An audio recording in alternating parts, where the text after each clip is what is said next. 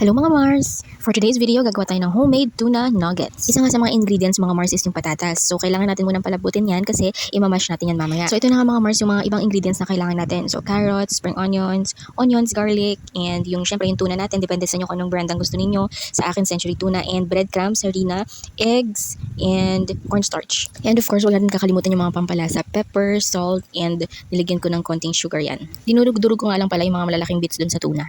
Huwag niyo akong gagayahin mga Mars kasi hindi ko natansya na hindi ko pala kayang haluin yung mga yan kasi ang liit ng bowl na ginamit ko. So ang ending mga Mars, inilipat ko siya sa mas malaking container. So nung kayang-kaya ng haluin mga Mars, ginamit ko na nga yung kamay ko pero may gloves naman ako sa paghalo ng lahat ng ingredients natin.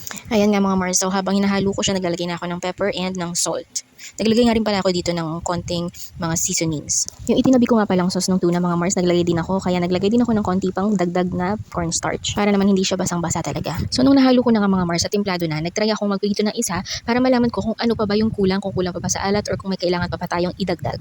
And nung okay na sa akin at pasado na yung lasa, ayan na at nagawa na ako ng pa-square na nuggets. Pero depende sa inyo mga Mars kung ano-ano mga shape ang kaya nyong gawin. Para ma-enjoy naman din ng mga kids yung itsura ng mga food nila. At pagtapos ko maghulma ng nuggets natin, nag-umpisa na ako magpainit ng mantika at isa-isa ko na silang nilagay sa pan. Antayin nga lang natin mag-golden brown yan mga Mars, tapos pwede na natin ibaliktad. Yan kapag golden brown na both sides mga Mars, pwede na yan hanguin. Sa dip naman mga Mars, depende sa inyo kung anong gusto nyo. Pwedeng ketchup, pwedeng mantumas, or kung ano man ang gusto niyo. Pero sa amin, mas gusto namin yung walang sausawan. So there you have it mga Mars, ito na ating homemade tuna nuggets. Pakinggan niyo yung crunch mga Mars, nakakainggan yung kumain.